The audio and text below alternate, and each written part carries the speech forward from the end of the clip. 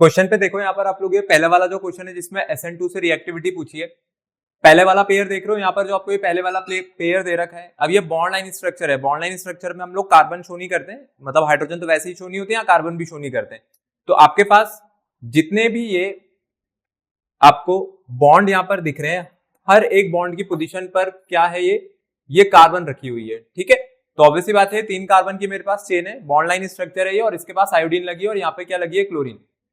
तो देखो total carbon कितने हैं यहाँ पर चेन में, दोनों ही चेन में टोटल कार्बन एटम्स कितने हैं, 3। पहला वाला अगर आपके पास आइडोप्रोपेन है तो दूसरा वाला क्या है, वहां पर क्लोरोप्रोपेन है। ठीक है, SN2 पे रिएक्टिविटी पूछी, इन्होंने कहा कि SN2 में पहले वाले पेयर में कौन जल्दी रिएक्ट करेगा। तो आप मेरे को बता दो यहाँ पे आंसर क्या होना चाहिए, कौन करेगा पहले रिएक्ट। जो आपका आइडोप्रोपेन है ये पहले रिएक्ट कर जाएगा। क्यों, इसके पीछे रीजन क्या है, यहाँ पर क्या रहेगा रीजन, जो I नेगेटिव है वो आपके पास कैसा है, एक बेटर लिविंग ग्रुप है। ठीक है, किसके कंपैरिजन में बेटर लिविंग ग्रुप है, एज कंपेयर टू क्लोरीन। ठीक है, क्योंकि इसका जो साइज है वो बड़ा होता है, तो यहाँ पर कार्बन आयोडीन जो बॉन्ड है वो तोड़ना ज्यादा आसान होता है as compare to the carbon chlorine bond.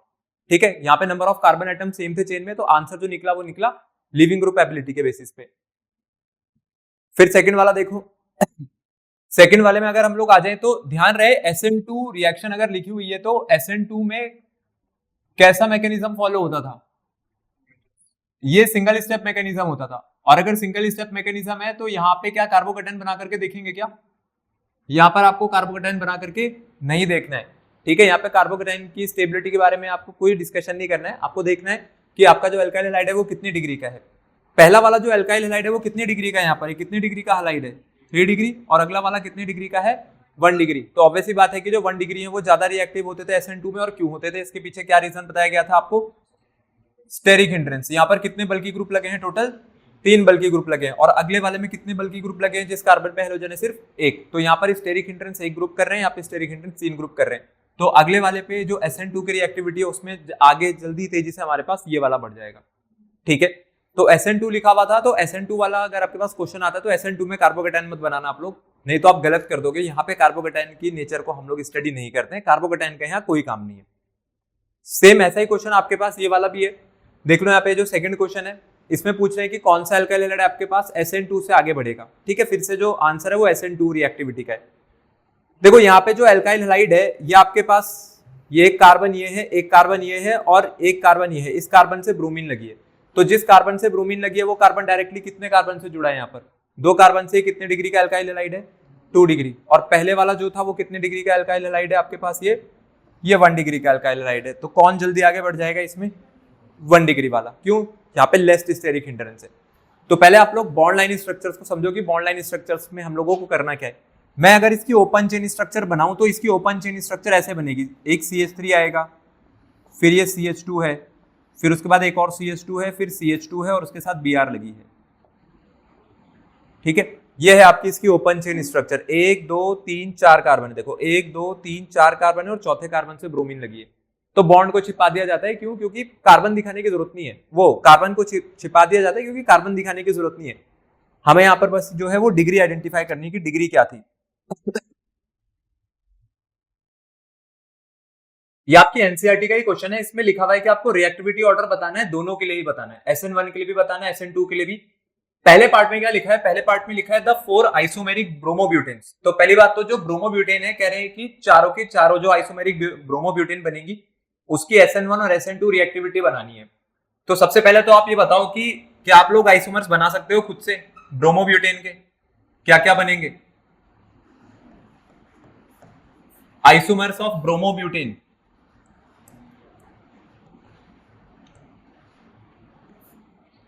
Simple तो है, पहला ब्रोमो, पहले तो आप यही बना दो लो।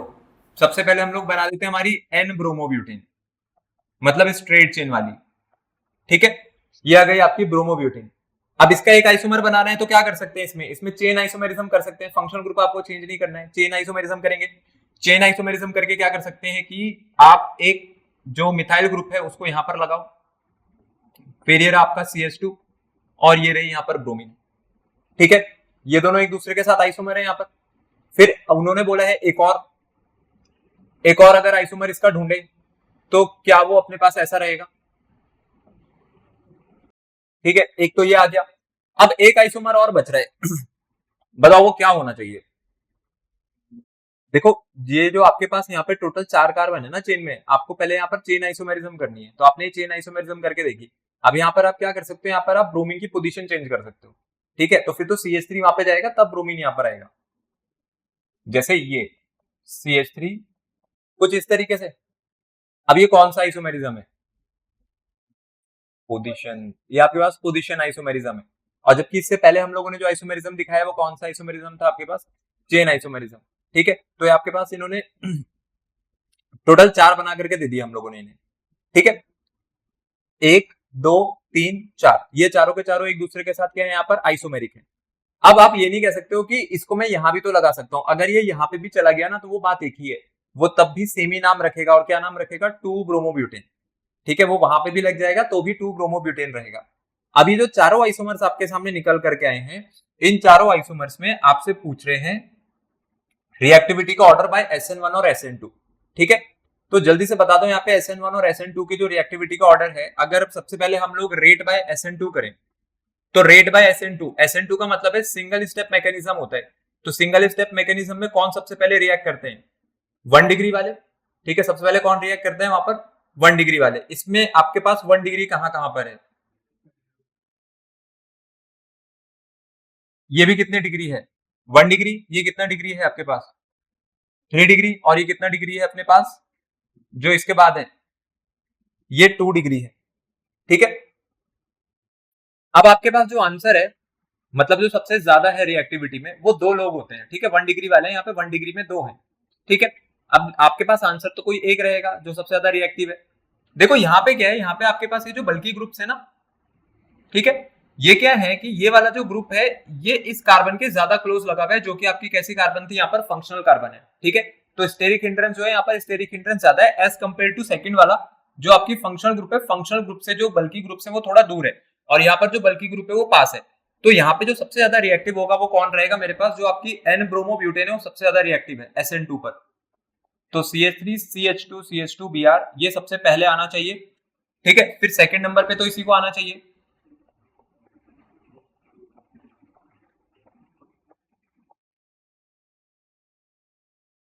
फिर उसके बाद अगर आ जाए तो अब 2 डिग्री और 3 डिग्री में तो सेलेक्ट करना इजी है। यहाँ पे क्या रहेगा? CH3 CH Br, फिर CH2 CH3, और लास्ट में क्या आ जाएगा आपके पास? 3 डिग्री वाला।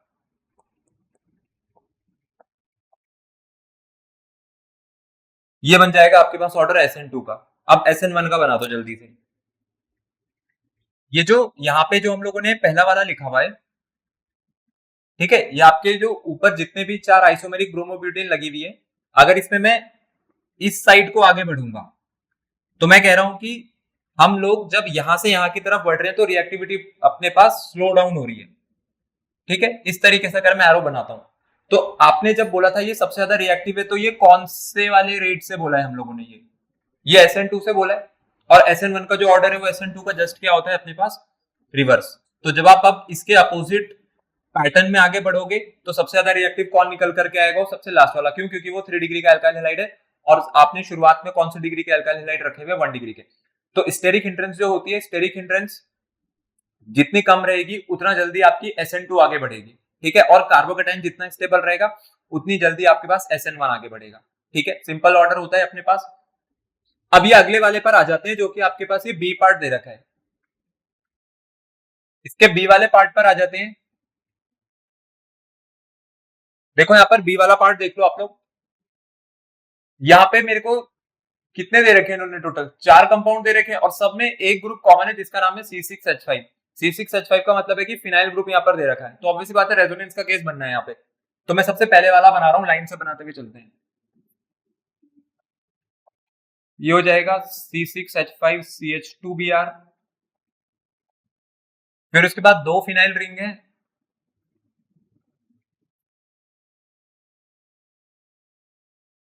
ये हो गया आपका CHBr, और उसके साथ आ गई दो फिनाइल रिंग। फिर आगे चलते हैं, इसके बाद क्या है यहाँ पर? C6H5CH है, फिर एक तरफ CH3 है,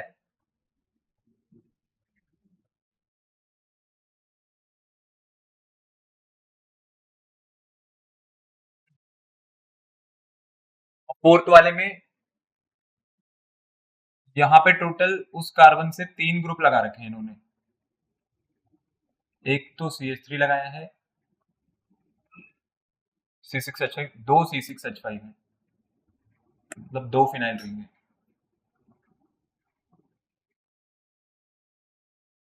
ठीक है, ये आपके पास जो ऊपर गिवन 4 कंपाउंड्स हैं उनकी स्ट्रक्चर है। तो देखो नाम जो है, नाम या स्ट्रक्चरल फॉर्मूला आपके पास, वो नाम यहाँ पर आया था, उसके बाद उन्होंने कंडेंस फॉर्मूला दे रखा है और कंडेंस फॉर्मूला से स्ट्रक्चरल फॉर्मूला आपको खुद बनाना है। ठीक है, अब ये जितने के जितने यहाँ पर लिखे हुए अल्काइल हाइड्स, इन सब में एक चीज कॉमन है, वो है आपके पास एरोमेटिसिटी। क्योंकि यहाँ पे एरोमेटिसिटी एग्जिस्ट कर रही है तो आपको भी पता है कि यहाँ पे रेजोनेंस आ जाएगा। ठीक है, तो सबसे पहले तो हम लोग यहाँ पर देखेंगे कि भाई जो आपका SN2 वाला ऑर्डर है, पहले SN2 का ऑर्डर बना करके चलते हैं। ठीक है, रेजोनेंस हर जगह है, रेजोनेंस पहले दूसरे तीसरे चौथे हर एक मॉलिक्यूल में रेजोनेंस है। तो पहले आप 1 डिग्री 2 डिग्री 3 डिग्री को यहाँ पर अपने पास देखो कि कौन सा यहाँ पे 1 डिग्री 2 डिग्री 3 डिग्री है। सबसे पहले वाले पे आ जाते हैं, कितने डिग्री का है ये, अगले वाला कितने डिग्री बनेगा, 2 डिग्री। जिस कार्बन पे ब्रोमीन है वो डायरेक्टली कितने कार्बन से जुड़ा है, 2 से। फिर जिस कार्बन पे ब्रोमीन है वो डायरेक्टली कितने कार्बन से जुड़ा है, 2 से। और अगले वाले में जिस कार्बन से ब्रोमीन है वो कितने कार्बन से जुड़ा है, डायरेक्टली 3 से। तो ये कितने डिग्री का हो गया अपने पास यहाँ पर, 3 डिग्री का। तो जो लास्ट वाला है वो 3 डिग्री है। क्यों है 3 डिग्री, देखो एक कार्बन तो ये है, एक कार्बन ये है और एक कार्बन से ये जुड़ा हुआ है मिथाइल ग्रुप से, तो ये 3 डिग्री है। ठीक है, अब SN2 में जो सबसे ज्यादा रिएक्टिव है वो कौन से होते हैं, 1 डिग्री। ठीक है, तो आपको भी पता है कि SN2 में सबसे ज्यादा रिएक्टिव 1 डिग्री है, तो ये सबसे पहले आना है मेरे पास। तो अगर ये सबसे पहले आना है तो सबसे पहले इसको लिख देते हैं, ये लो, ये आपके पास सबसे पहले आ गया। फिर अब मेरे पास यहाँ पर 2 है जो 2 डिग्री में है। अगर आपके पास 2 है यहाँ पे 2 डिग्री में, तो अब बताना इन दोनों में से ज्यादा रिएक्टिव कौन है SN2 में। SN2 मतलब सिंगल स्टेप, सेकंड वाला और ये थर्ड वाला। तो आप लोग कह रहे हो थर्ड वाला है, क्या रीजन है इसके पीछे, पर यहाँ पे जो आंसर वो डिग्री के बेसिस पे देते हैं, यहाँ पे स्टेरिक हिंड्रेंस देखनी है आपको। बल्कि ग्रुप का मतलब है साइज, साइज के अगर हिसाब से हम लोग चलेंगे तो मुझे बताओ साइज किसका ज्यादा बड़ा है, फिनाइल रिंग का या फिनाइल ग्रुप का साइज ज्यादा बड़ा होगा या मिथाइल ग्रुप का साइज ज्यादा बड़ा होगा। ऑब्वियसली बात है फिनाइल ग्रुप का साइज ज्यादा बड़ा होगा। तो कौन ज्यादा स्टेरिक हिंड्रेंस क्रिएट करा रही होंगी, ये 2 रिंग्स। यहाँ पे एक रिंग है, एक आपका यहाँ पर नॉर्मल अपना मिथाइल ग्रुप है, तो यहाँ पर भी स्टेरिक हिंड्रेंस है और यहाँ भी स्टेरिक हिंड्रेंस है, पर यहाँ स्टेरिक हिंड्रेंस कम है 2 डिग्री होते हुए। तो फिर अपने पास जहां स्टेरिक हिंड्रेंस कम है पहले उसको लिखा जाएगा। तो ये सेकंड वाला पहले आ जाना चाहिए। सेकंड वाले का मतलब है कि ऑर्डर में जो थर्ड है।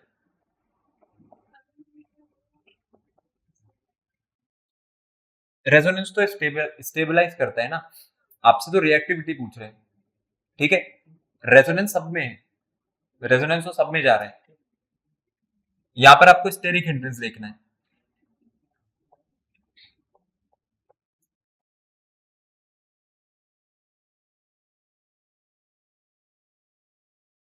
तो 3 डिग्री तो अपने पास एक ही बच रहा था, तो जो एक 3 डिग्री बच रहा है ये लास्ट में आ जाएगा।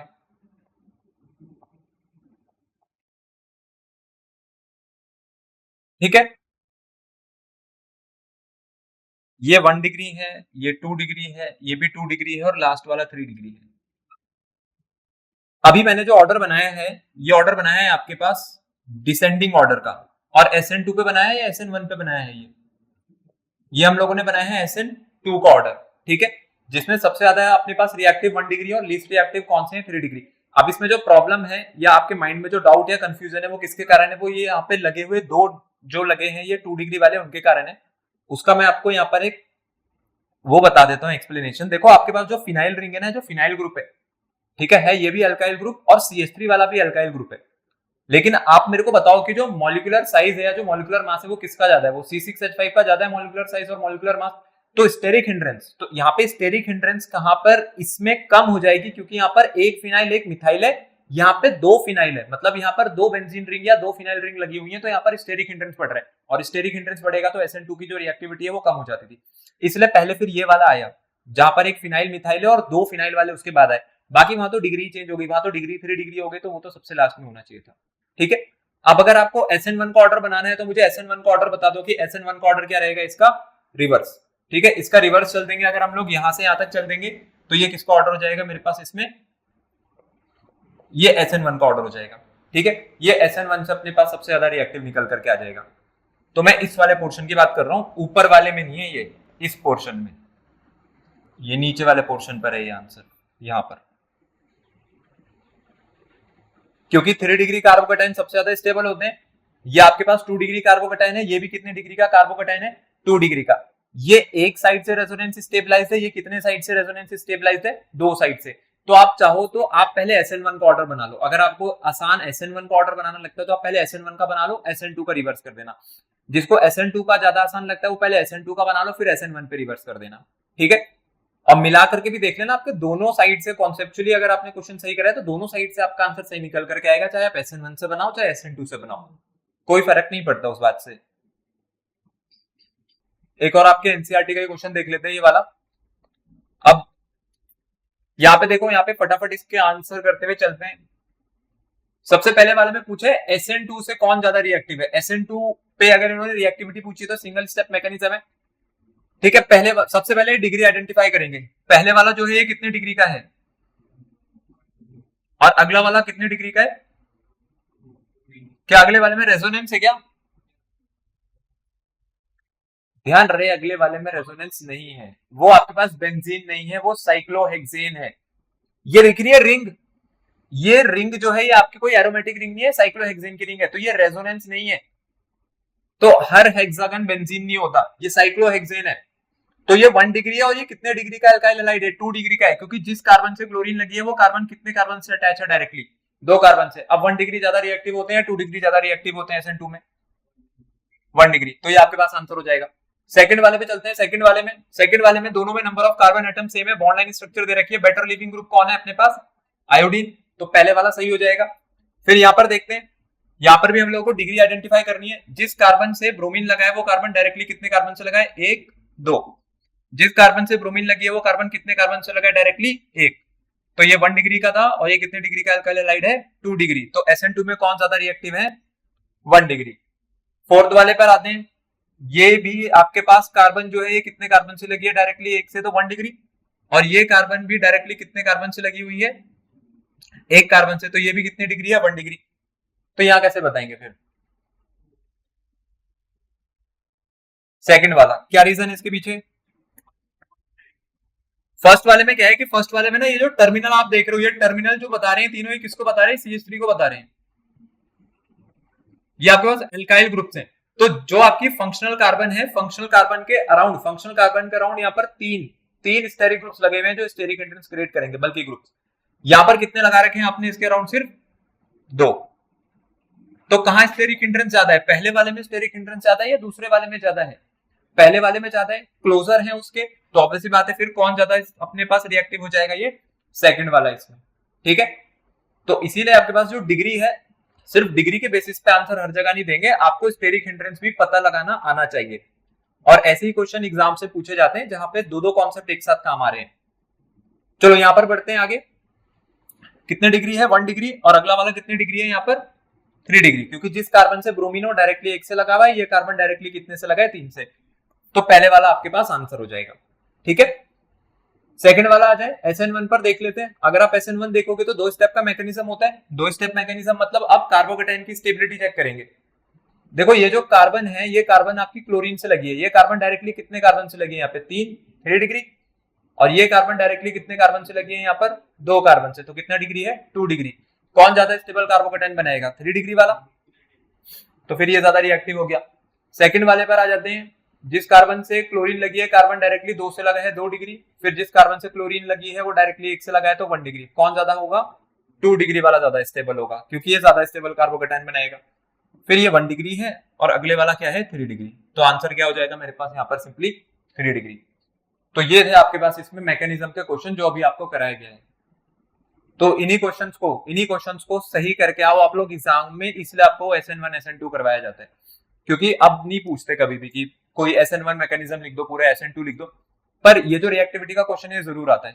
इस चैप्टर में से क्वेश्चन सिर्फ केमिकल प्रॉपर्टीज से आते हैं या मैकेनिज्म से आता है, और या फिर कभी छोटा मोटा क्वेश्चन आ जाता है तो वो आ जाता है कि कार्बन क्लोरीन बॉन्ड लेंथ या कार्बन हेलोजन जो बॉन्ड लेंथ है वो हेलोरिन्स में छोटी क्यों होती है और हेलो एल्केन्स में बड़ी क्यों होती है, बस और कुछ नहीं आएगा, या डाइपोल मोमेंट।